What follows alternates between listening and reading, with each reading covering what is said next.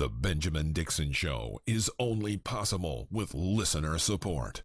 Go to www.thebenjamindixonshow.com to register for our blog and join the Progressive Army. And now, ladies and gentlemen, We are now about to witness the truth. it's the Benjamin Dixon Show. Welcome, ladies and gentlemen, to the Benjamin Dixon Show. I am, of course, your host, Benjamin Dixon. It is, what's today, somebody? It is Wednesday, Hump Day Wednesday, May 4th, 2016. Thank you so much for joining us as we get ready to talk about news and politics. We have to have a conversation here. We need to have an intervention almost, America. Donald Trump looks like he is going to be in the position to, actually, let me start here. I have to start at the beginning. Donald Trump has won the nomination, and he is the all but the presumptive nominee. It's all but over. John Kasich stepped down today. He suspended his campaign. Nobody ever just quits their campaign. They suspend their campaign. John Kasich has suspended his campaign, and it's left Ted Cruz is gone, and that has left Donald Trump by himself to be the leader of the Republican Party.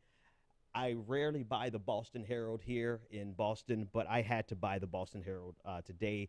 The front cover of the Boston Herald was basically, this is his party now. Speaking about Donald Trump, the Republican Party belongs to Donald Trump. And the reason I want to talk about him is because I believe Democrats are making a fatal mistake. I believe Democrats are making a fatal mistake underestimating how, I don't want to say effective, because I don't think he's effective. I don't think Donald Trump is super talented.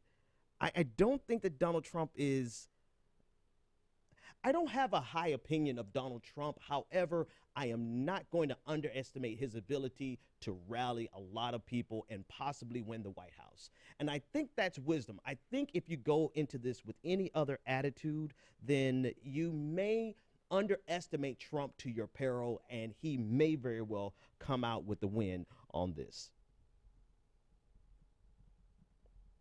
And I think Democrats are getting overly confident with their ability to label Donald Trump as a racist, to label him as a sexist, to label him as a misogynist, to label him as all of these things. They feel like they can adequately portray Trump as this terrible person, because let's be honest, I think Trump is a terrible person.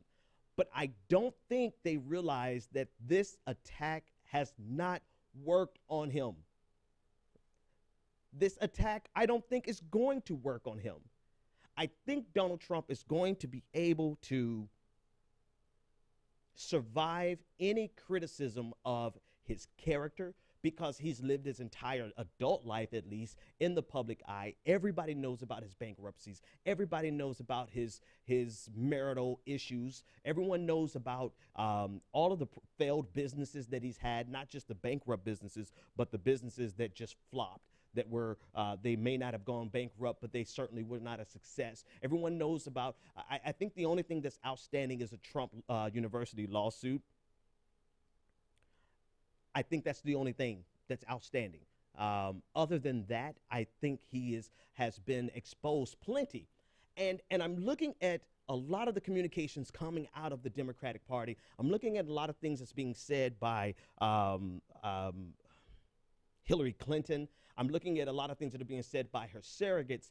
And they are expecting to be able to run this campaign against Donald Trump, first of all, as if the nomination has been wrapped up on the Democratic side. Right? That's the first thing. They are trying to pivot to the general election, trying to ignore the fact that Bernie Sanders just won Indiana last night. But now they're also casting their plans. They're transmitting their plans for 2016, for the November, and they're doing so by essentially saying they're going with an identity politics platform. And if you look at the negative ratings, let's talk about it this way. If you look at the negative ratings of Donald Trump and Hillary Clinton, both of them have negative approval ratings of over 50%. So we're dealing with, if Hillary Clinton manages to pull off this nomination, we would be dealing with two of the most unpopular nominees running for president in a very long time, if not in history. I think as far, at least in the last 64 years on the Republican Party side. So we're talking about, and this is what's amazing. We're honestly sitting here talking about which candidate can convince America that they are not as bad as the other one, or more precisely, that the other one is worse than them. That's what we're dealing with. And that's the type of campaign season that we would be facing with a Hillary Clinton versus Donald Trump. And I think Democrats are grossly overestimating their abilities to cast a narrative about Donald Trump that hasn't already been saturated in an American psyche. So here's the thing. There's going to be almost nothing new that they can pull out on Donald Trump. I'm sure there's going to be something, but I don't expect to have an October surprise with Donald Trump. There's almost nothing new that you could pull out with Hillary Clinton, but she has things hanging over her head that does give you the possibility of an October surprise. But realistically, we're talking about two people who have been fully exposed to the American population for a very long time, and we're in a competition to see which one can be least repugnant to the American population. And the Democratic Party, Hillary Clinton and her surrogates, are at the point where they believe that this competition can be won based on making Donald Trump look bad. This is what I'm trying to say. You can't make somebody like Donald Trump look worse than he already does, worse than he already has over the last 7 months since he came out the gate, guns blazing, calling Mexicans rapists and murderers, and perhaps some of them are good people, but they're sending us their worst. Since that speech, you can't make Donald Trump look any worse than he already looks. And that's the game that Hillary Clinton and her team plays. That's the game that they play on a regular. That's the game that they played against Bernie Sanders. Against Bernie Sanders, they have tried to draw an equivalency between Hillary Clinton's character and Bernie Sanders' character. They have tried to make Bernie Sanders look as though he's not honest, even though he's considered, if you look at the exit polling across most of the states, primaries and caucuses, he is considered to be the most trustworthy. But still, they did everything they could. The Hillary Clinton's team did everything they could to try to make Bernie Sanders look as dishonest and as untrustworthy as Hillary Clinton, because that is the political game. And so everyone is expecting, they're fully planning on, they've already rolled out this fight against Trump,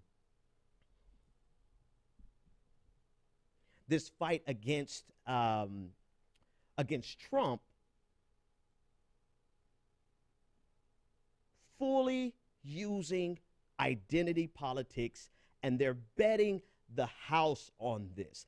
That's what I want to talk about. They're betting everything on this. They are betting they're betting the entire White House on this. They're betting America's future on this. Like, I think at some point, this morning when I told my wife that Donald Trump was the Republican nominee, that it was she said to me that the Republican Party needed an intervention.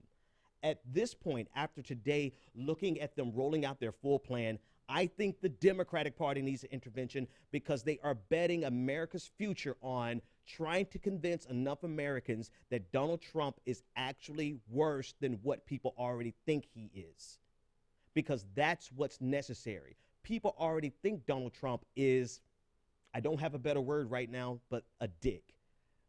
People already think that Donald Trump is a dick, and so they can't make him look any worse. But what they can do, what Donald Trump can do, is try to convince you that Hillary Clinton, and I don't think it's going to take a lot of convincing. Donald Trump is going to wage a character war against Hillary Clinton like we have never seen. You think the last 25 years have been bad on Hillary Clinton. Donald Trump is coming out blazing on Hillary Clinton's character. I think he's already given her a nickname. He's already given her a nickname of Dishonest Hillary or something like that. And here's the thing. That's going to stick because that's Hillary's reputation already. Somebody has to grab the DNC by the head and shake them and help them wake up and realize you don't want to have Hillary versus Trump. And I'm trying to give this as a piece of advice, right? So let's say we get stuck with Hillary Clinton. How do we not get stuck with a President Trump? I know some people say they would rather Donald Trump than Hillary Clinton. That's problem number one. You have some Americans who are ready, and I'm not even just talking about Republicans. There are some Democrats who are ready for a President Trump way before they would ever want a President Hillary Clinton. Do you understand how unpopular you have to be for people to rather Donald Trump over you? I don't think they understand. I don't think a crooked Hillary, thank you. It's crooked Hillary is the nickname that they've given, that Donald Trump has given Hillary Clinton already. And I don't think they realize how effective this will be against Hillary Clinton because of her reputation of being dishonest, of being crooked, of doing things, always having to change her mind, always having to reverse course, always saying that she misspoke. She has earned this reputation no matter how much the New York Times is going to try to tell you that Hillary Clinton is the most trustworthy politician. She has earned this reputation. Look at the transcripts. I have like 6 things to talk about tonight, but this intervention, I'm holding an intervention for the Democratic Party right now. Matter of fact, I'm holding an intervention for America because if they run Hillary Clinton and they run this campaign, this identity politics campaign against Donald Trump using Hillary Clinton, and if they are banking on trying to make Donald Trump looks so bad that Hillary Clinton no longer looks that bad, we will lose the White House to Donald Trump. Not even to the Republicans, right? This is a brand new era. We're not going to lose the White House to your standard GOP. We would be losing the White House to Donald J. Trump. That, my friends, is why we have to have an intervention and wake them up and help them to realize we're not dealing with someone. Think about it in terms of marginal increases or marginal gains, right? With Bernie Sanders, he overwhelmingly had a reputation of being honest, being consistent, being truthful, standing for what he believes, meaning what he says, saying what he means, and being consistent for the last 30 years. That's where he was. Now, could they knock him down a little bit from his high plateau? That's what they've been doing consistently, making him out to be a racist. He doesn't like black lives, making him out to be a misogynist, and so they knocked the edge off of him, right? They knocked some of the gloss off of Bernie Sanders. Bernie Sanders actually helped in some regards, but mainly it was a smear campaign against Bernie Sanders, and it worked. It has worked. That's because he had somewhere to go down from. He was high enough in his trustworthy ratings. He was high enough in his approval ratings to actually have somewhere he can go down. You cannot go further down than Donald Trump already is. So what good can a smear campaign do? What good would a smear campaign do for somebody who already is considered to be repugnant, but that has not stopped him? Okay, I don't know how many ways I could say the same thing twice. Number one, you cannot run an identity politics game against Donald Trump for many reasons. The first reason is because it has not worked yet. And because you're running an identity politics game against Donald Trump using someone who is almost as untrustworthy and almost disliked as much as Donald Trump. And so it becomes a comparison of two people, not just a profile in how disgusting Donald Trump is. It becomes a comparison between Donald Trump is a dick, Hillary Clinton is a crook. I don't like either one of them. So first of all, you're going to see low voter turnout. Then second of all, you're going to have people making calculated decisions saying, I would rather the asshole that Donald Trump is than the crook that Hillary Clinton is. You're going to lose some people there. Then you also are going to lose that 33%. Let's shave off about 13%. You'll lose 20% of those people that support Bernie Sanders that said that under no circumstances will they ever support Hillary Clinton.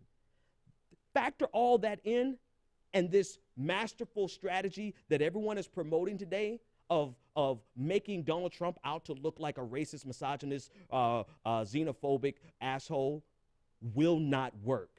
And we're not just talking about primaries anymore. We're talking about the White House.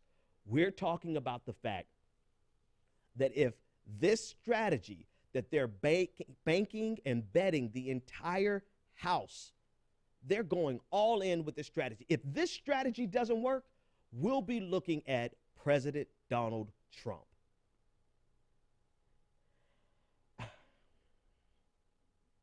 There's so many other things for me to say about this in particular, but I want to look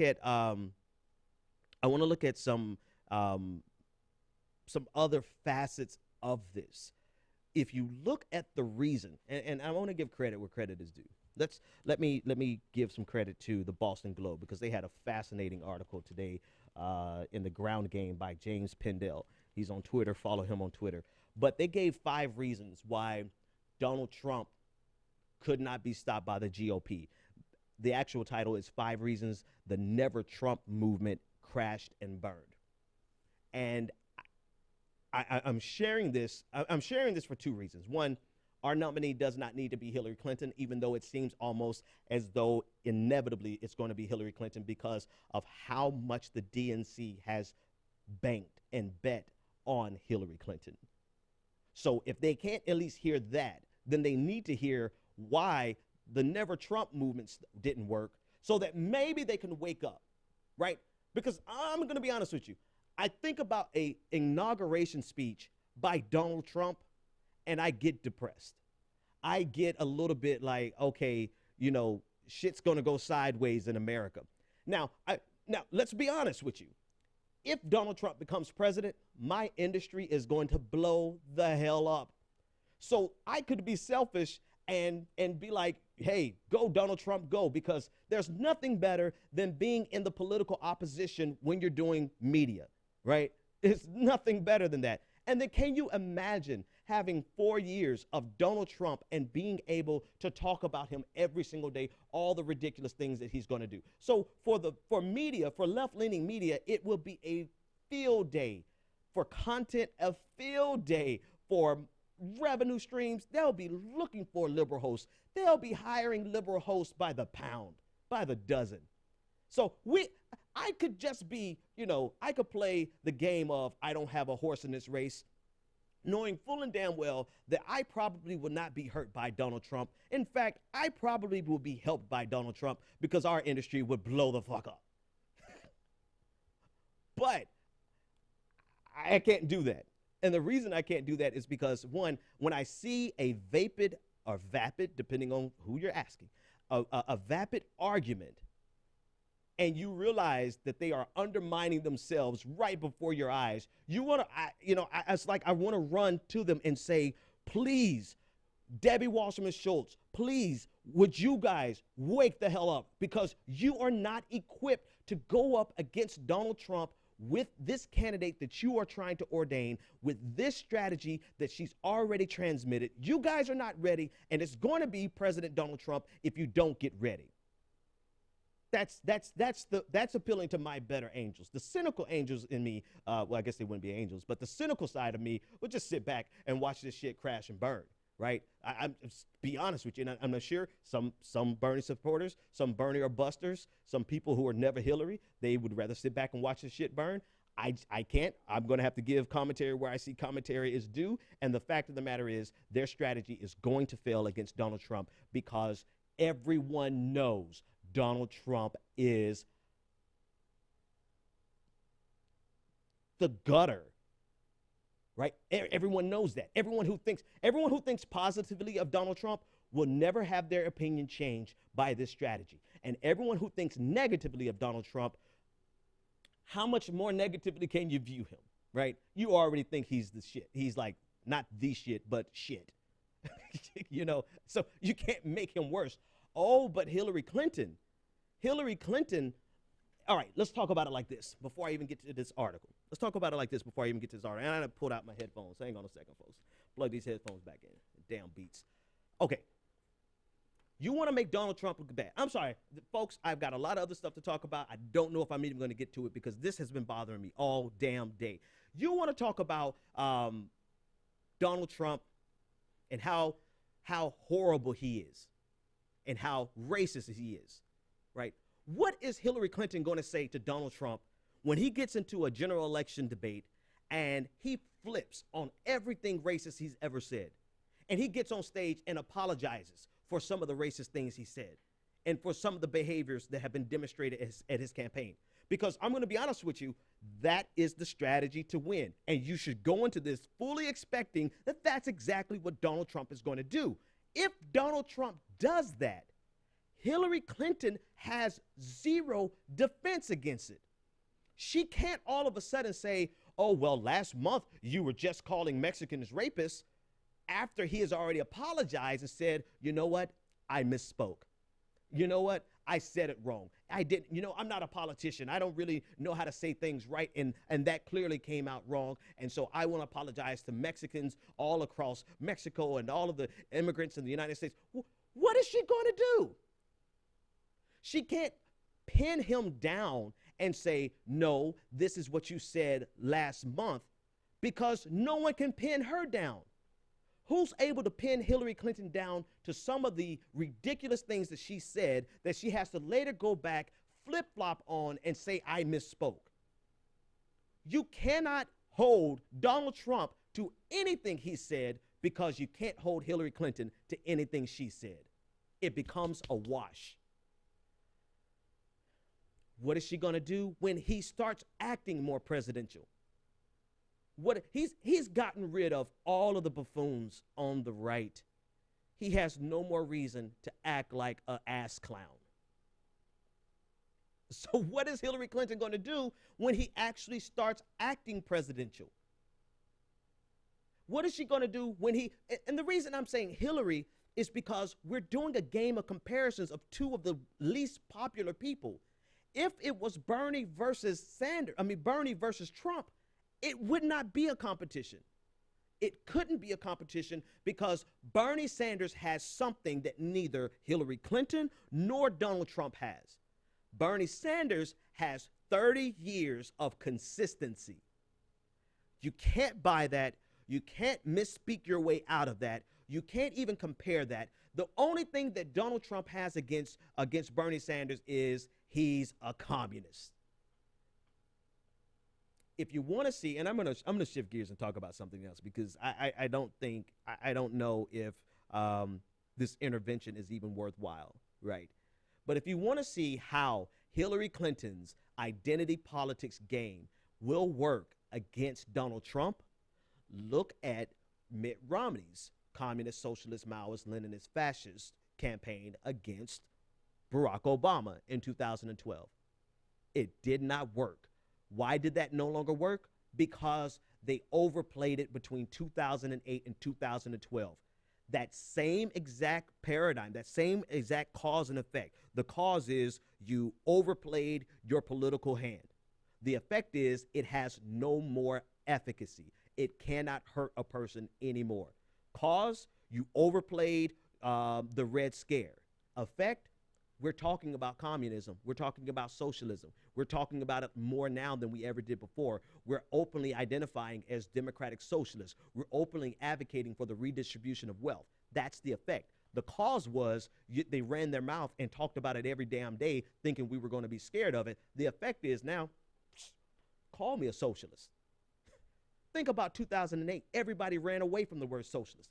Likewise, The Democratic Party has overplayed the racial identity politics, the sexism identity politics, and this is where it's really horrible, right? This is a horrible thing because if you think about it, identity politics absolutely has its place. It is necessary in some circumstances. It is useful in a lot of circumstances, but once you overplay it, the same effect occurs. It no longer has the ability to do what it used to do.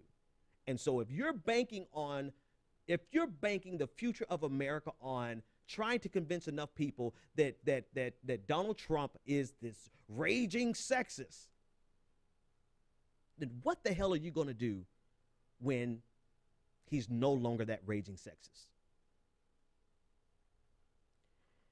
All right, folks. I'll get back to this 5 reasons the Never Trump movement crashed and burned a little later. I want to talk about some other things because I don't know. I mean, there's a lot of amazing things actually happening on the international stage. Yeah, I'm getting a lot of notes here. I don't know. I don't know if I could actually pull away from this. I don't know if I can pull away from this because I'm seeing everyone going down in flames. I see America actually being led, the free world being led by Donald Trump, not because I think Hillary Clinton is the devil. I don't. Some of you do. I don't. I don't think Hillary Clinton is the worst person in the world. I think Hillary Clinton is the poster child for the establishment. I think Hillary Clinton is the poster child for the status quo. I think Hillary Clinton is the poster child for neoliberal economics and neoconservative foreign policies. That's what I think of Hillary Clinton. I don't think she's Hitler. I don't think she's Satan's spawn. I don't think she's going to be that much worse than Dick Cheney, to put it in perspective, right? So I'm not saying these things because I think Hillary Clinton is the worst person in the world. I'm saying these things because Hillary Clinton is not prepared for what Donald Trump is getting ready to unleash on her. You cannot think of the book Guns of August, where the entire premise of the book is how we were fighting a war with the last generation's weapons, and how that war became entrenched and so many millions of people lost their lives unnecessarily because the strategies, the tactics, and the weaponry were all based on a paradigm that no longer was prevailing. Was no longer the, that's it. It was no longer the prevailing paradigm. In that exact framework, the Democratic Party is running headlong into a fight with last year's politics against someone who has a brand new political paradigm. This is not the GOP that the Democrats are accustomed to running against. God, can I stop talking about Donald Trump? It's urgent. This is Donald Trump single-handedly did what the Democratic Party has not been able to do for almost 100 years, if not more. He single-handedly destroyed the Republican Party. And you want to tell me that you want to run in 2016 against a guy who is far from conventional. He is the quintessential example of being unconventional, with unconventional tactics, asymmetrical warfare, bringing guerrilla-style tactics, hitting you from Twitter. And you want to run a strategy from 2008? What the entire hell is wrong with you people?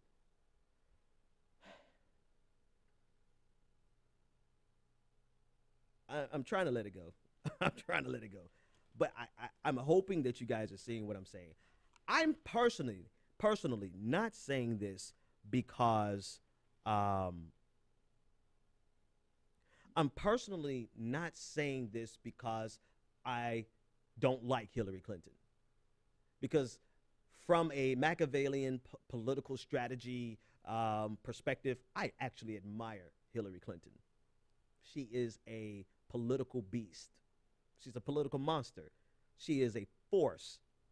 I'm not saying it because I dislike her. I mean, I could find reasons to like anybody. Like, there's some things about Donald Trump I actually like. I game recognize game, right? I may not identify with them morally. I may not identify with them ideologically, but in terms of just a raw strategy perspective, like Donald Trump, there's some things that he did that I'm like in awe of because nobody else has been able to do it. In terms of Hillary Clinton, her strategy against Bernie Sanders, it has been fierce. But that strategy is not going to work on somebody who doesn't care if you call them a racist, who doesn't care if you call them a sexist, whose followers don't care if you call them racist or sexist, who also your own following is not motivated to go and support Hillary Clinton. Let me pull up those stats. Listen, in across the board, we have seen a lower than normal turnout for Democrats because Democrats are not motivated in this election cycle. Last night in Indiana, hang on, not Indiana, this is overall so far. Overall so far, 3.2 more people have turned out to vote for the GOP than Democrats so far in this election cycle. That should be the headline that scares the bejesus out of everyone. 3.2 million more people have turned out in the primaries for the Republicans than for the Democrats. That doesn't translate to a one-to-one expectation for the general election, mind you. I give you that. But if you talk about the enthusiasm gap, that's the enthusiasm gap right there.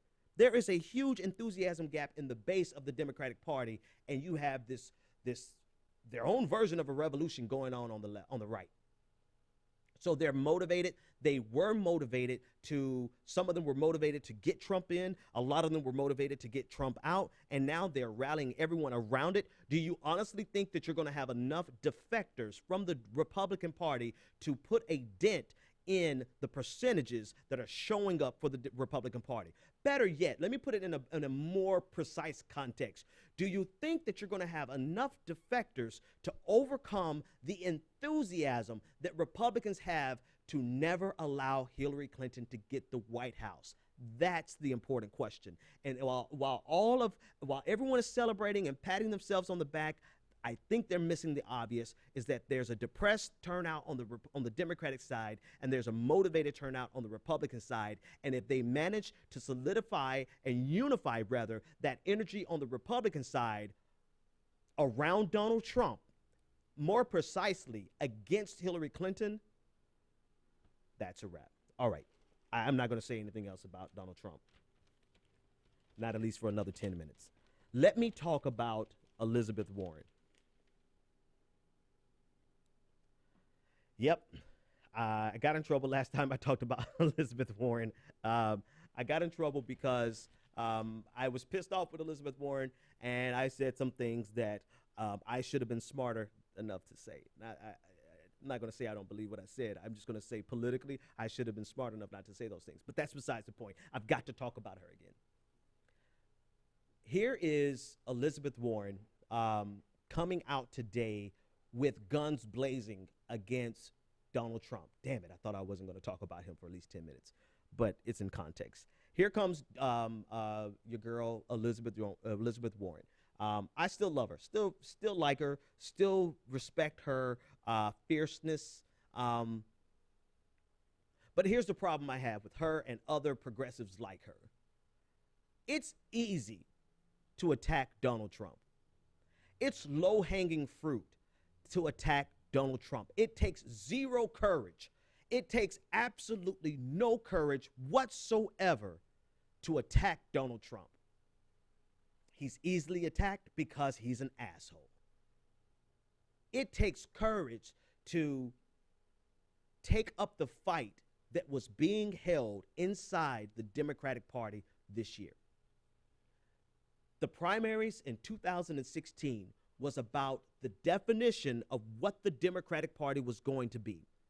And unfortunately, Elizabeth Warren sat on the sideline.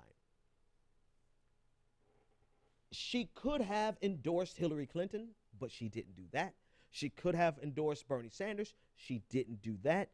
She has every bit of right as an autonomous human being to not endorse anyone. That's her prerogative, yes. But as a person who is in the political fray, as a person who is ostensibly a leading voice in the progressive movement, as a person who benefits from the votes of the people who are out here fighting this entrenched war for the soul and the heart of the Democratic Party. She benefits from every single one of our votes. And she saved all of this fierceness that we have come to respect and love, admire, and adore about Elizabeth Warren. She kept it all and released it today against Donald Trump. I'm sorry, as much respect as I have for Elizabeth Warren, to me, that is not bravery. That is not leadership. That is low-hanging fruit. It doesn't take anyone. It doesn't take one iota of reputation, integrity, political capital. It takes nothing to do what you did against Donald Trump today. The difficult thing to do would have been to wade into this fight for the heart and soul of the Democratic Party and make your voice be heard. No matter what it was, no matter who you disappointed, that's what, to me, sorry, just me. I'm just a no-name guy on YouTube ranting and raving at 10 o'clock damn at the night, so who gives a damn what I have to say? But a person like me, I cannot sit on the sideline while there are difficult fights to be had. I can't. And maybe that's why you're a senator, Senator Warren. Maybe that's how you got to the heights that you got to. Maybe those political heights are not made for people who are going to get in the trenches and fight the fights that need to be fought. Maybe the people that they write stories about are not really the heroes. Maybe they're the ones who stayed out and survived, right? And didn't get hit, didn't get bruised and battered, and just came up for the easy fight. That's not me. And I think there's a lot of people who identify with me on this. All of the tweet storming that she did today, all the press releases that she did today, all of that energy and all that fire that we saw from Elizabeth Warren today should have been wielded as a person. Listen, I get it. You're going to say she's an autonomous human being. She can do whatever the hell she wants to do. Yeah, she does. She can, right? And she is. But as a person who benefits from the votes of the millions of people, well, okay, I'm not sure what the voter turnout here was in Boston, in Massachusetts, but she benefits from the vote. Matter of fact, she benefits from the progressive movement at large across the United States of America. So let's not even pretend like she's only benefiting from people from Massachusetts.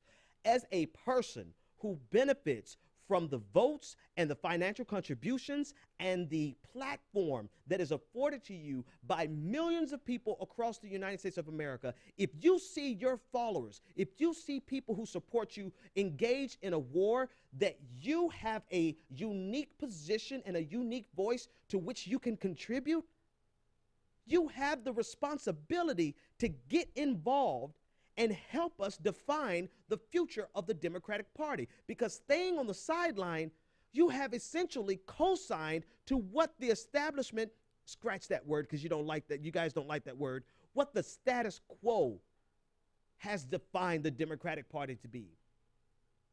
This pseudo-meritocratus, this neoliberal economic policy, this neoconservative foreign policy, DLC, third way, Democrat in name only party. This is what the Democratic Party has defined itself as actually over the last 30 some odd years, and it has become the status quo. And here we are entrenched in this battle for the identity of the Democratic Party, for the very definition of the word progressive. And the leading voice in the progressive movement sat on the sideline. But today, everybody hates Trump, so why not? Let's just get on. Let's finally release that energy And let's finally have something to say. Let's finally get those retweets. Let's finally get that message out, because she had something to say all along, but she couldn't say it because of many political variables in her calculus. But now she's got something to say again. I'm sorry. I don't know what to tell you. I don't admire that type of leadership. I don't, and I'm saying this with the utmost love for Elizabeth Warren. I am Elizabeth Warren fanboy. It's a thin line between love and hate, right? I mean, I really respect and like Elizabeth Warren, but I have no problem whatsoever. If you understand how much I admire President Obama, and you hear how much I'm willing to critique and criticize President Obama, you should understand I have absolutely no problem bringing correction, criticism, and critique to people I admire. And so for Elizabeth Warren, as much as I admire her, as much as I respect her voice, we needed her voice in this movement, one way or the other, to either propel the progressive movement or to align herself with Hillary Clinton and the establishment Democrats and the status quo Democrats. But she sat on the sideline. And that's not something, that's not leadership. I'm sorry. That's easy. That's like me. That's like me sitting around not saying anything during this election cycle. I mean, think about it. Think about this little microcosm. As much unique and contributory things I've had to say about this election, the unique perspective and angles and contributions that I've been able to give in this primary season, the way I've been able to, yes, I'll pat my damn self on the back, to eviscerate these ridiculously fatuous arguments that have come from Hillary Clinton's team. Imagine me being quiet and then all of a sudden having something to say today, now that Donald Trump is the prohibitive nominee. All right, let's rock and roll. I would like to say this let me take a pause. Let me take a pause and a break and say thank you to all of the patrons. You guys have been a tremendous support to the show. Because of your support, we're able to broadcast from high definition studios, and we're able to bring you higher quality work. We're just breaking in here. Let me not say that because I'm a new face. I'm not breaking into the studios here. I'm just breaking in and getting comfortable at the studios here. So we're still working out some kinks. I promise you, I have the phone lines up and running, but for some reason, I can't get calls in. So I'm going to have to talk with the phone provider for my service. I took this entire afternoon so I can get calls from you, and I set up everything perfectly. Matter of fact, I can call one of you. If you want me to call you, I'll do at least one phone call. I want you to, don't tweet it because that'll be very public, but send it to David Grossman. Get with somebody who wants to say something, and I'll call out. I don't know. Give me the weekend. By Monday, we're going to be at 100%. We'll be transmitting on all frequencies. We'll be good to go. The only thing is I can't do this without you. I've never been able to do this without you, without your support, without your kind words, without your messages. Please keep going to the Facebook page and sharing your messages. And if you really like what we're doing, I want you to subscribe to the channel. Help us to get 10,000 subscribers before the end of June. I believe that's what it is. It's either before the beginning of June, sometime. In the next 2 months, we want to have over 10,000 subscribers. But most importantly, support the show.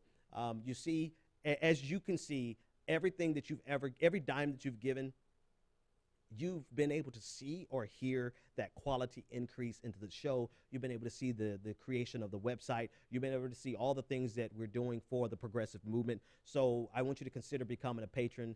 Go to patreon.com/the BPD show and support the Benjamin Dixon Show so that we can continue to do what we do. All right. That being said, and let me keep my eye on the chat room here so that I can do... Okay. I want to talk about some international news, believe it or not. I want to talk about an Italian court order that has come down in a case of a homeless man who was sentenced to 6 months in prison and a substantive fine for someone who doesn't have work. An Italian court the highest court of appeals, has ruled that it's okay for theft as long as it's by poor people. This is the essence of the ruling. So the 6 months, the defense attorneys appealed because they felt like 6 months was exorbitant for a homeless man from the Ukraine who was caught trying to take about $4.70 worth of cheese. He got sentenced to 6 months, and so they filed an appeal so that they can at least get the sentence reduced. Their expectation was that the sentence would simply be reduced, perhaps with time served. However, they got a lot more than what they asked for.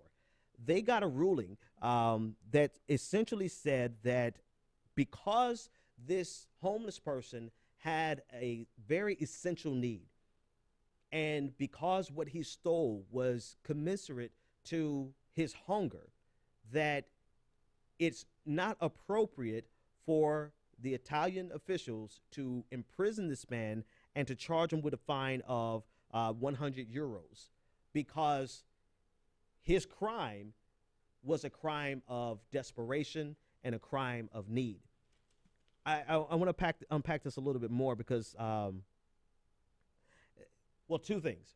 Number one, that would never, ever, on any given day of life, happen in the United States of America. Ever. Can you imagine the outrage that would sweep, the mass hysteria that would sweep the United States of America if for one moment people believed that homeless people could now legally get away with stealing food because what they stole was actually representative of what they needed? That would never happen in the United States of America. That's number one.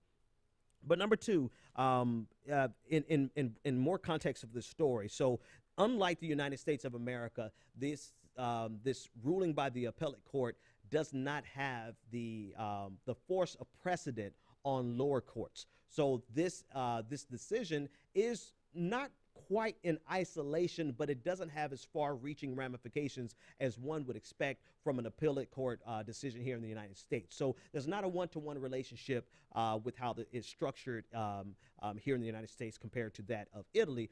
But it really does speak to this principle that they outlined as a reason or a justification. There's an Italian legal doctrine. I'm going to massacre this Latin, but what the hell, I'm going to try it anyway. Ad impossibilia nemo tenetur. I massacred it. I know I did. But it translates and says, no one is expected to do the impossible.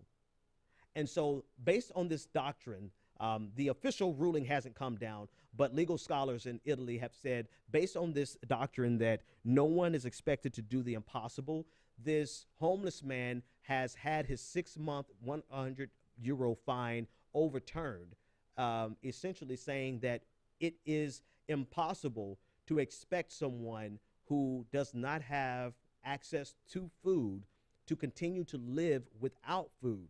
And because we cannot expect the impossible, we cannot then charge them for doing what is only sensible, which is if I don't have access to food and I don't have money for food, I have to survive. It's impossible for me to survive without it. And so he is within his right to steal to survive. A fascinating story out of Italy. There are, of course, people who oppose this. The opposition has said in America, that would be blasphemy. And here as well, some conformists will talk about, I love this line, I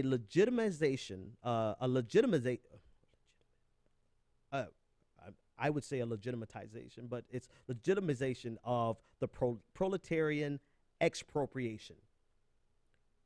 Let me say it again so I could be more precise. Right. So it's the legitimization of the proletarian expropriation. In other words, they're basically saying we are making it legal for the poor to steal from the bourgeois. Class warfare jargon. They, of course, this is a class issue. This is a economics issue. But I just think it's brilliant that I think it's brilliant that the courts had the nerve and the courage to actually rule on something that is so contradictory to everything our system has, our capitalistic system especially, has ingrained in our heads. Because I think even right now, most people are thinking this really doesn't make sense to codify stealing so long as what you steal is commensurate to what you need, and what you need is crucial for survival. So I want to keep an eye on that story, because there's going to be the actual explanation coming down soon, and I thought that was a very interesting story. Also, in other news, Secretary of Defense Ashton Carter not ruled, what I'm saying, and you know what? Hell, I didn't even bring it in this picture, but essentially, Ashton Carter, Secretary of Defense, has started. Today, he publicly admitted that Russia has become extremely aggressive, not just with their annexation of the Crimea, not just with their overly militaristic approach to the Ukraine, not just with their general jargon, but also with their rhetoric around nuclear proliferation. I can't even say the words tonight. But they are now communicating that NATO is having to increase their defensive forces, their defensive posture, the number of troops that they have on rotation on the on the western side of the Russian border. Ashton Carter is saying that we are essentially quickly going back to 1991, to the fall of the Soviet Union and the end of the Cold War. He's saying because of the language of Putin, because of their militaristic exploits, because of their positioning and their posturing in the region, they have had, the NATO and the United States have had to escalate their defensive posture in Europe so that they can be prepared to fight off any attack that may be ensuing from Russia. I read this in the news today, and I was taken aback by how much this is not being talked about.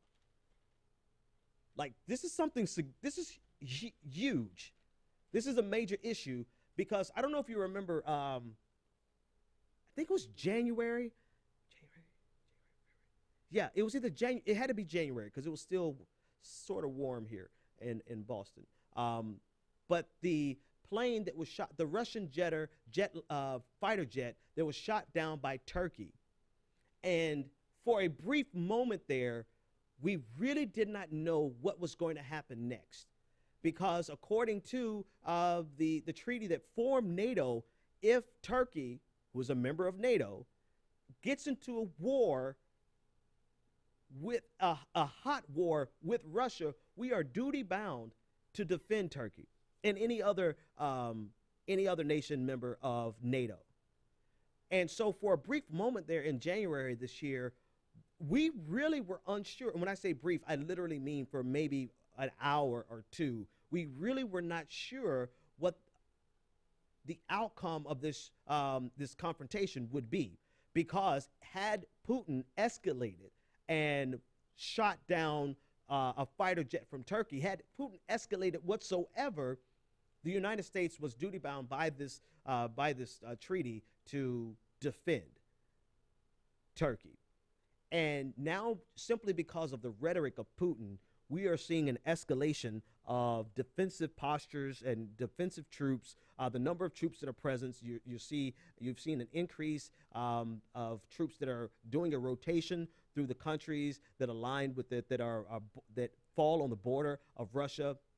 And this is, according to Secretary of Defense Carter, this is an escalation that we have not seen since the end of the Cold War in 1991.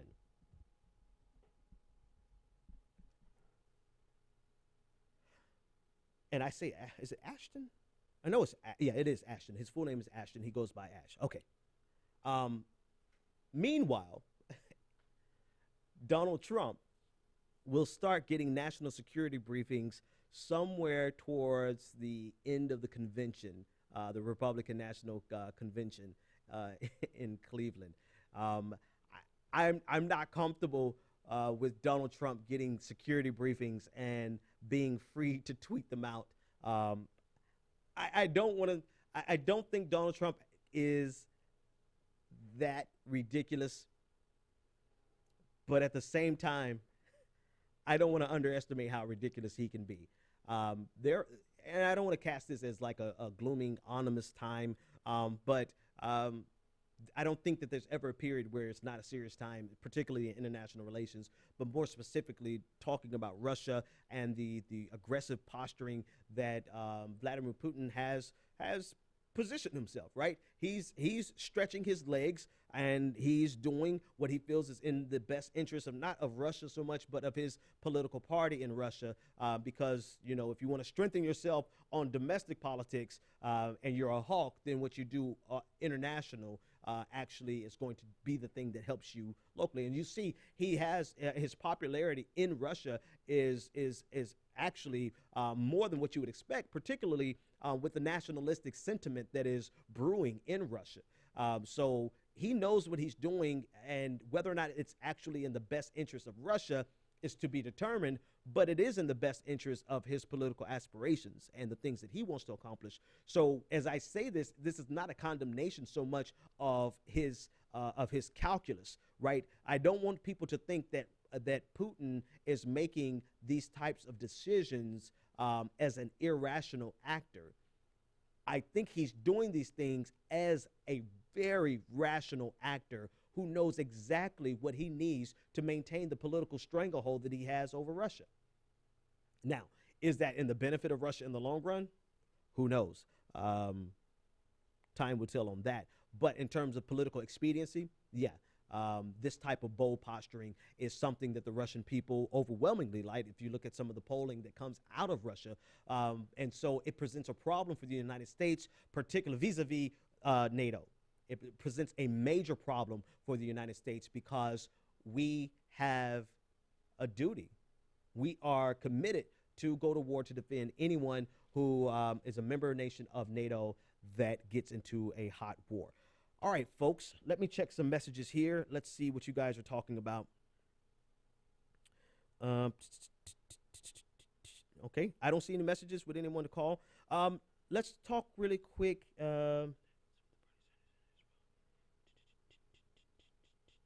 I'm sorry, I'm just reading all these notes here. All right, so tomorrow night is going to be, let me give a shout out to the show that's coming out tomorrow night. And I want to get the correct name of it because it's no longer the Scandinavian Perspective. The actual name of it is, boom, I should have gotten the name before I started this. Project Sanity. It came to me. There you go. Project Sanity is a project by Nis Peterson, and God, I'm horrible with names. Oh, this is horrible. But anyway, Nis from the Scandinavian Perspective, he's coming out with a new show with his partner on tomorrow, and I want you guys to be here at 7 p.m. They are going to present a new show, a new format. They'll be here, and so immediately after that, we'll go with the Benjamin Dixon Show. Richard Green, it finally came back to me. I knew if I kept thinking about it, it would come back to me.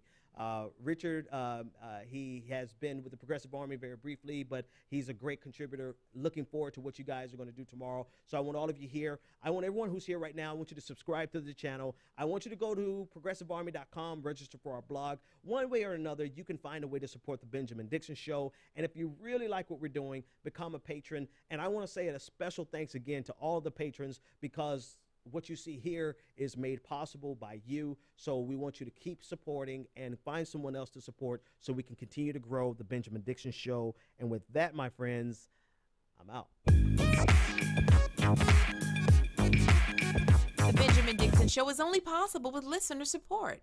Go to www.thebenjamindixonshow.com to register for our blog, join the Progressive Army, and support the Benjamin Dixon Show. It's Ben Dixon! If you like this episode, be sure to share, like, and subscribe. I could be lying, you could be honest, to see what's behind. Consider becoming a Patreon.